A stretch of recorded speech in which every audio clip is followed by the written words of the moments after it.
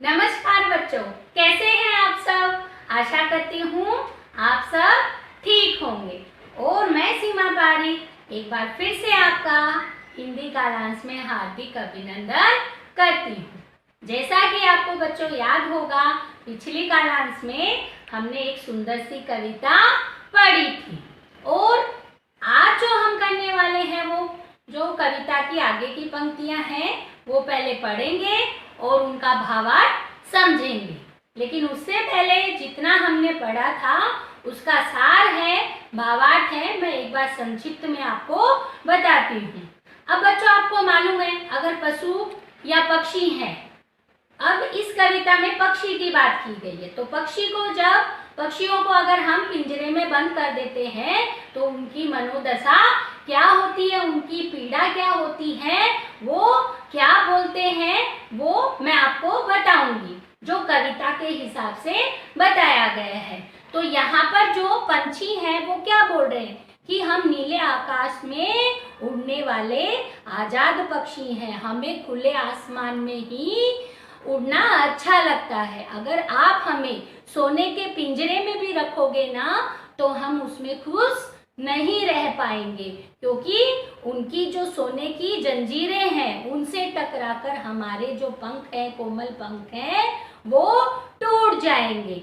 अगर आप हमें सोने की कटोरी में जो भोजन दोगे, मैदा दोगे यानी भोजन दोगे, तो उससे तो भला हम अगर आजाद होते तो हम उससे बढ़िया तो हम जो नीम की निंबोरी है वो भी खाना हमें पसंद होगा और हमें बहता हुआ जल ही पसंद है। अगर आप हमें सोने के पिंजरे में भी रखोगे तो हमारी तो भूख प्यासी मिट जाएगी। और आगे पंछी क्या बोलते हैं कि अगर हमें सोने के पिंजरे में रखोगे, जो उनकी सलाखें हैं, उनकी जो जंजीरें होती है, यानी बीच में आपने देखा होगा जब पिंजरा बना रहता है तो लोहे की बड़ी बड़ी सी इधर सलाखें लगी रहती हैं, तो उनके भीतर अगर पंछी रहेगा तो वो क्या उड़ पाएगा? नहीं उड़ पाएगा। तो पंछी क्या बोलते हैं, अगर हम पिंजरे में रहेंगे तो उनसे तो हमने उड़ना ही हमने भूला दिया है, यानी हम तो भूल ही गए हैं कि हमारी उड़ने की गति क्या थी। आगे पंछी क्या बोलता है, जब हम आजाद थे तो पेड़ की सबसे ऊंची जो टहनी होती थी उसके ऊपर हम झूले लेते थे, लेकिन अब झूलना तो दूर की बात है, खाली हम इसके सपने ही ले सकते हैं, खाली सपनों में ही हम पेड़ की टहनी पर झूलते हैं। इतना हमने पढ़ा था और उसका सार समझा था। अब हम आगे की जो पंक्तियां हैं वो पढ़ेंगे और साथ में उनका सार भी समझते जाएंगे। अब बच्चों हम आगे की पंक्तियां पढ़ते हैं। ऐसे थे अरमान की उड़ते नील गगन की सीमा पाने, लाल किरण सी चोंच खोल चुगते तारक अनार के दाने। अब सबसे पहले आप शब्दार्थ भी साथ में देख लीजिए। अरमान मतलब इच्छा, तारक तारों से भरा।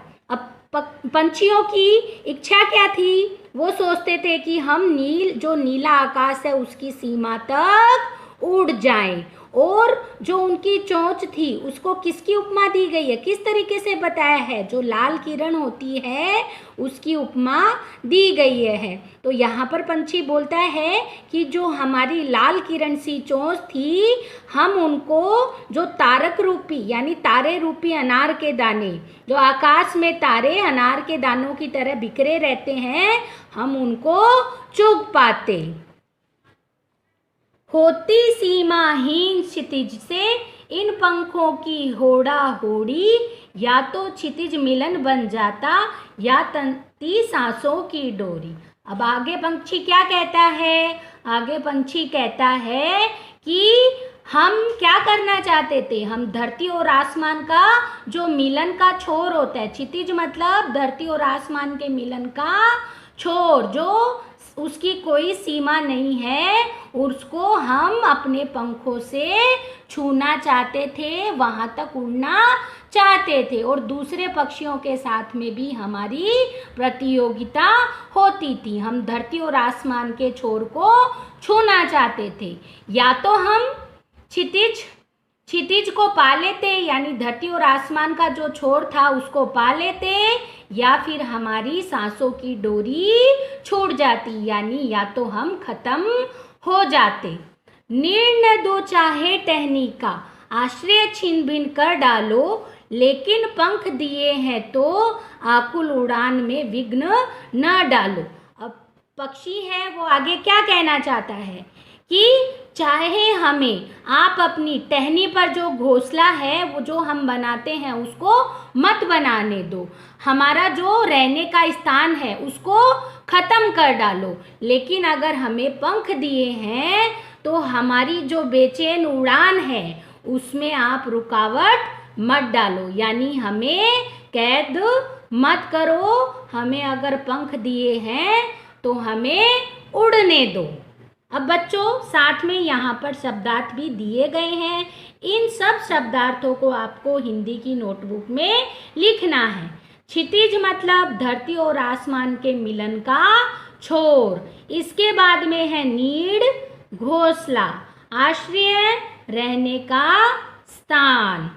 अब बच्चों आपको ये कविता समझ में आ गई होगी। इसके बाद में कुछ जो प्रश्न दिए गए हैं जिन पर हमें सही का निशान लगाना है।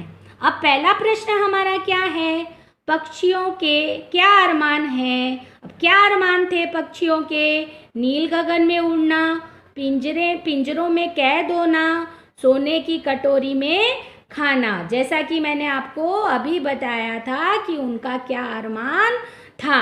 इसके बाद में है पक्षी क्षितिज पर क्या करना चाहते हैं, घर बनाना, उड़ने की दौड़ या खाना खाना। तो आपको मालूम है अभी मैंने बोला था कि उनके पंखों की होड़ मची रहती थी और वो दूसरे पक्षियों के साथ में भी किसकी दौड़ लगाना चाहते थे, किसकी प्रतियोगिता करना चाहते थे। तो आपको समझ में आ गया होगा।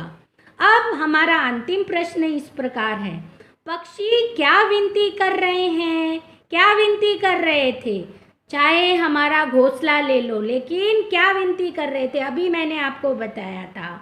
बहुत अच्छा, उड़ने की जो उत्तर है वो यहाँ पर आपको लिखना है। ये उत्तर मैंने आपको अच्छे से बता दिया है।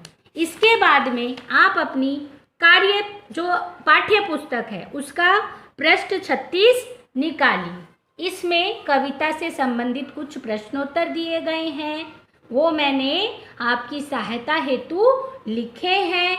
आप अपने मन से भी बनाकर लिख सकते हैं। तो सबसे पहला प्रश्न क्या है, निबोरी का स्वाद कैसा होता है। अब बच्चों नीम का जो फल होता है निबोरी, उसका स्वाद कैसा होता है मालूम है ना। नीम अगर कड़वा है तो उसके फल भी कैसे होंगे, निम्बोरी का स्वाद कड़वा होता है, यानी फल भी कड़वा होगा। अब दूसरा प्रश्न है, सोने के पिंजरे में बंद पंछी क्या भूल गए हैं। अब सोने के पिंजरे में जैसा कि मैंने आपको बताया कि सोने के पिंजरे में बंद पक्षी अपने उड़ने की गति भूल गए हैं। अब इसके बाद में हमारा अंतिम प्रश्न इस प्रकार है, पक्षी स्वतंत्र रहकर क्या क्या इच्छाएं पूरी करना चाहता है। इसको संक्षिप्त में मैंने यहाँ पर लिखा है, नीले आसमान की सीमा छूने की और तारे जो अनार के दानों की तरह बिखरे होते हैं उन्हें पक्षी चुगना चाहते हैं। तो ये आपको अपनी पाठ्य पुस्तक में ही इनको लिखना है और आशा करती हूँ आपको ये कविता समझ में आ गई होगी। तो बच्चों आपको घर पर अध्ययन करते रहना है। इसी आशा के साथ में मैं आपसे विदा लेती हूँ। नमस्कार, घर पे रहिए, स्वस्थ रहिए।